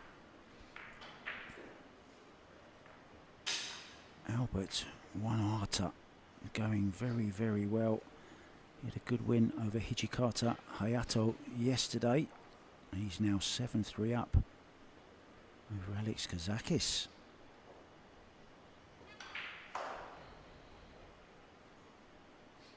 Beda Al-Wahadi has already beaten Roman Hebler 10-3. And Mario He 8-6 down now to Bernie Regulario. And Mario is at the table looking to make it 8-7. There's Wojtek Szewczyk breaking off and scratching on the second table down. There you see Mieszko Fortunski looking to get on the hill himself.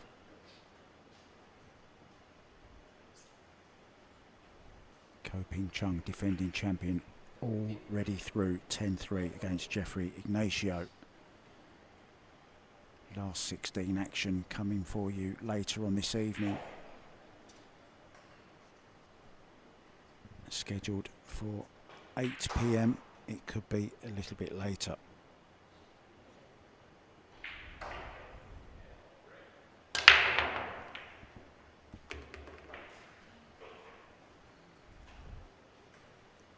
Now then, anxiously looking to see whether the 6 has spoilt the party or not on the 1 ball. There's that 6, kept coming and coming and coming.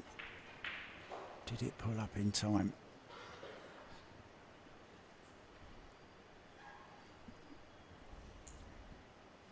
Johann really up against it here. Knows his next mistake could be the last.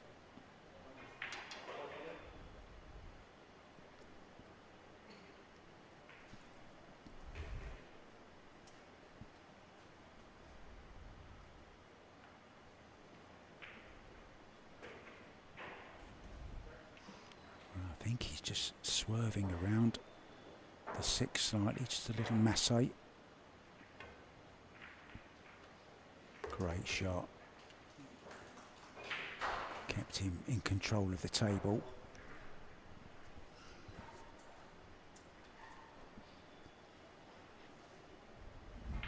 Mario He has pulled another one back.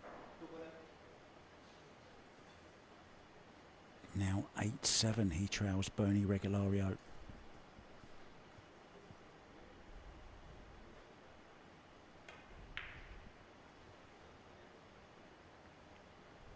And a nice safety to follow it up with as well. Here's Carlo in trouble. But we all know Carlo Biado, one of the best kickers in the game.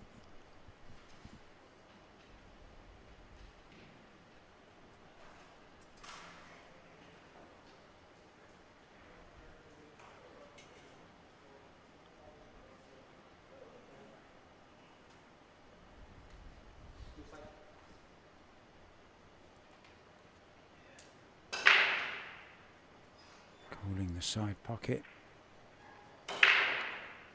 3 rails here. Long rail, this back rail, side rail.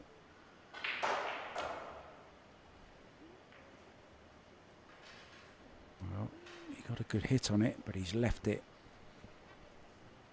So a good chance for Johann to save 1 match point.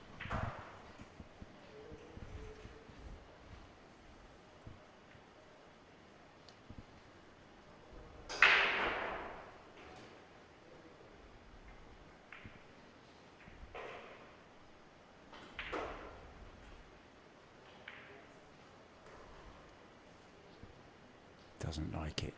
Gets back up again.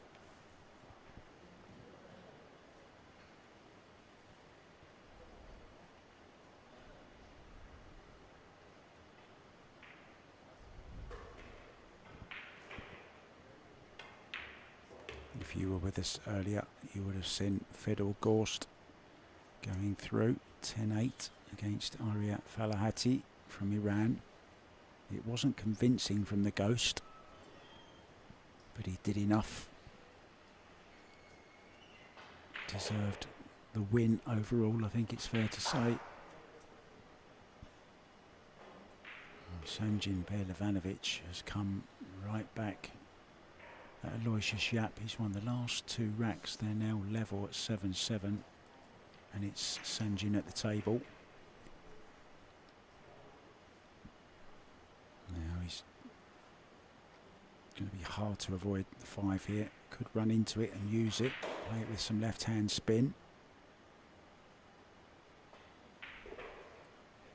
Oh, changed his mind again, I think. Trying to draw past it. He's not sure. He wants to go 2 rails coming into the 4, but now I think he's settled for brushing off the 5.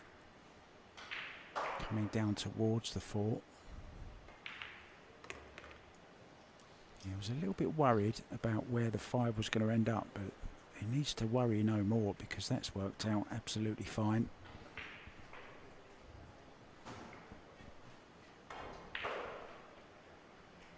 So Carlo may have to wait 1 more rack. There's Alexia Pachel from Serbia in the background. 9-7, now goes 9-8 against Mieszko Fortunski.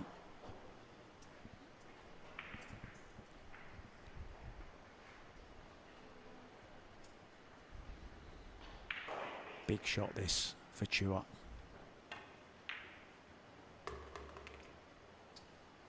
Plays it at a nice pace.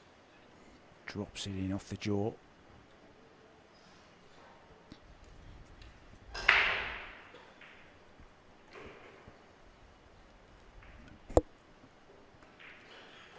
I've just caught a glimpse of Mohammed Sufi. He's hung around. Went out yesterday, but he's still enjoying the action. Sitting up in the stands. Roman Hebler, who just got beat, is also sitting watching his friend Mario He. They're very good friends, himself and Mario.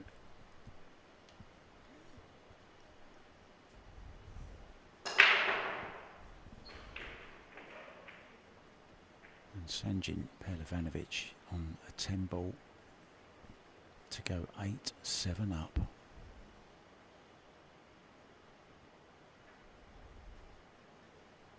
Broke like a monster yesterday. Yeah, got the cue through nicely there, Johann. Really sweet action to watch. Playing with the Q-Tech synergy.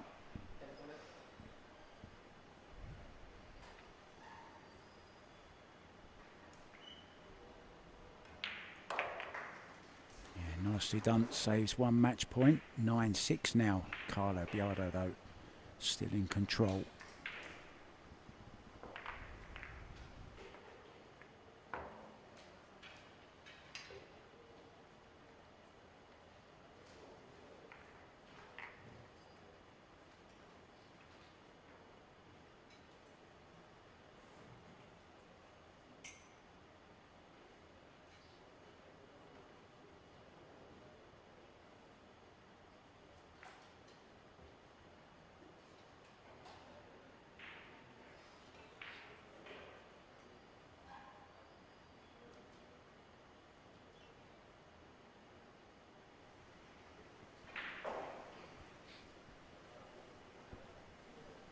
just joining us, welcome to the Maldives Pool Billiard Association room here in Male, in the capital of the Maldives. We have 9 tables in here, 8 of them in use.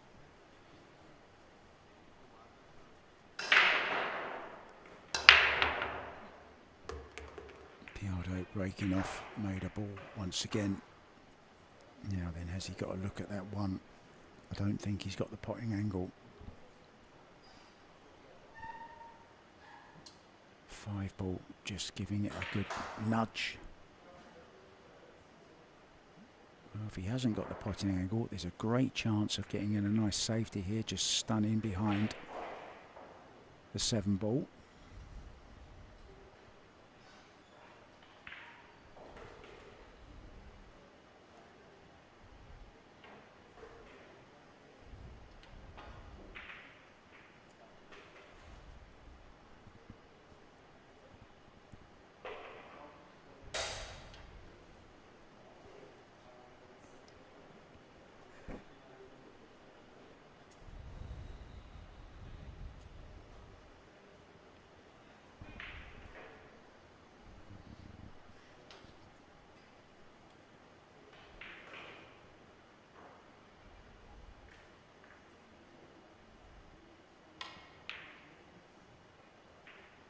Tried to get in over behind the 9 ball, under hit it slightly. Now is this 1-2 combo on?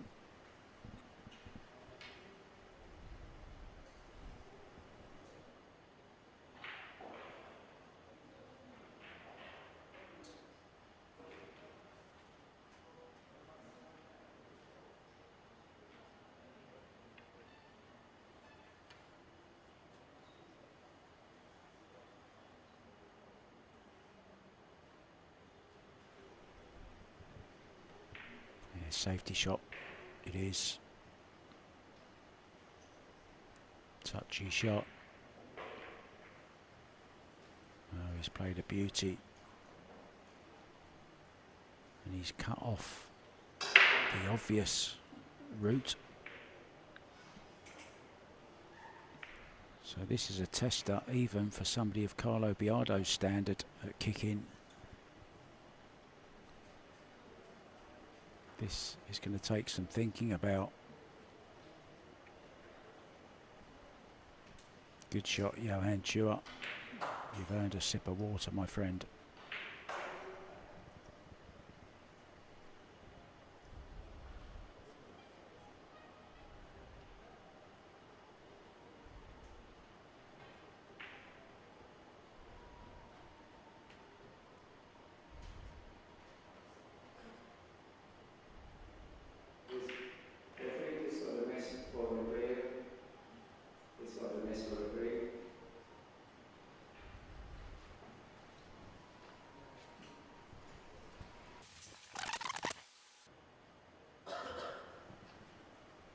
Okay guys, we are back. Well, that certainly gave Carlo Biado a little bit more time to think about this. Had to go and return to his seat, but super tough, really good save that from Johann. He's cut off so many different routes. Now I wonder, can he go in between the 8 and the rail, top rail, side rail, onto the 1 ball, or is the 6 ball in the way that way as well? He should be okay. So in between the 8 and the rail.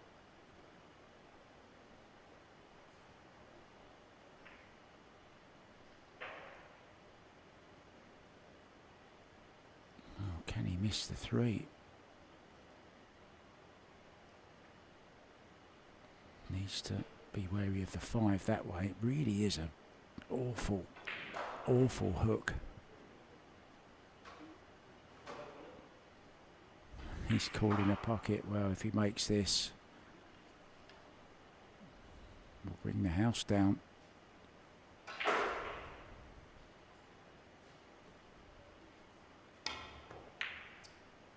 Yeah, 5 was in the way. think every ball was in the way there, no matter which way he went. It was almost impossible to get out of.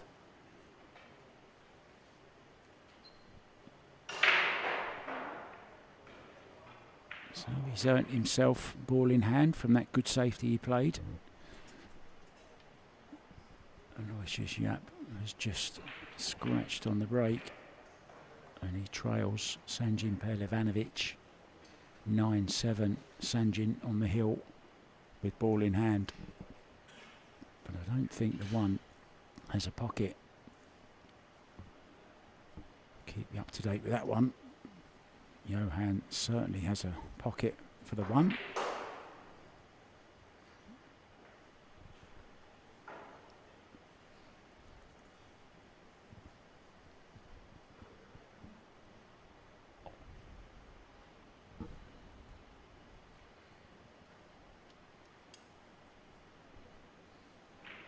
Mario He still in there battling. He's 8-8 now with Bernie Regulario, and it's Mario at the table.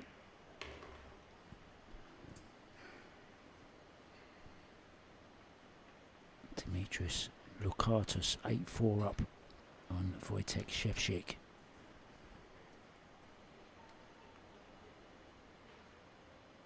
Here's Ko Fortunski also on the hill, 9-8 against Alexei Pachel.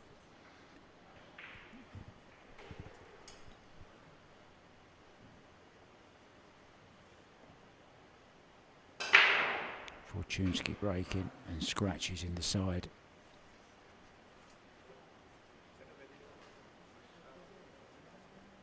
And he made 3 balls as well. Yes, Coat. Let's give him ball in hand.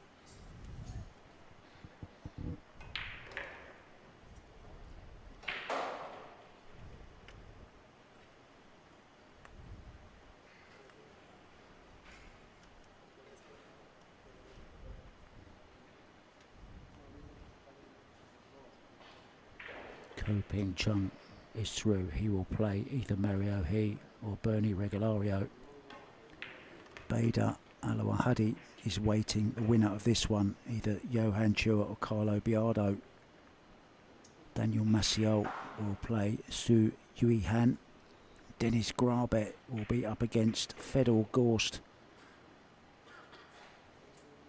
Yip Kin Ling is up against Conrad Yuzishin. Ko Pin Yi will play Michael Perino Baranan. All those matches will be coming up a little bit later on, guys. We're still not sure who is going to be on the TV table here, but all matches, of course, are available on the Maldives Pool Billiards Association YouTube channel.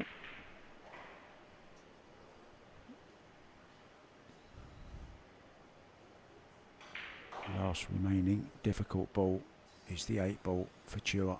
He needs to get on this 8. Has a little bit too much angle on the 7.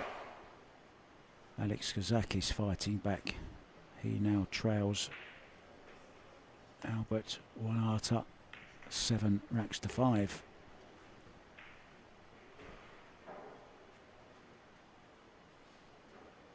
Mario He on the 7 ball, looking to get on the hill first against Bernie Regulario. Sanjin Pelevanovic is on the hill and he's on the 7 ball.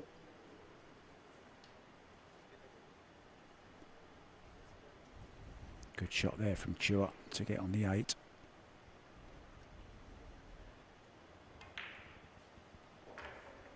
Looks like it's going to be 9-7.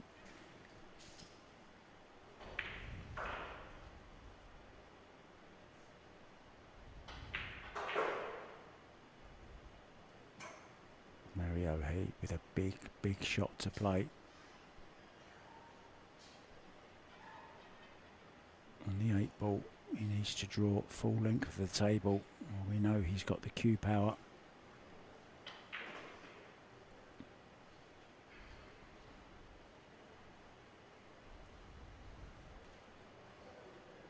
Sanjin Pelevanovic on the 8.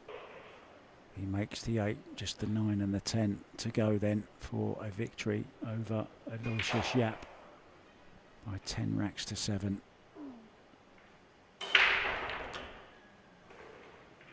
Nice shot from Johann. He's nicely on the 10. Oh, he's gone a little bit too far actually, but it's still okay. Perlevanovic is perfect on his 10 to knock out Aloysius Japp and get his place in the last 16.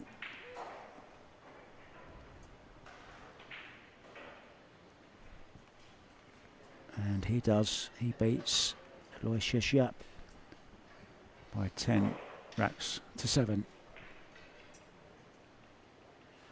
And he will play either Wojtek Szewczyk or Demetrius Lukatus, and it's looking very much like it's going to be Demetrius Lukatus. He's on the hill against Szewczyk, 9-4 up this 10 ball to save another match point, and it goes. It's 9-7.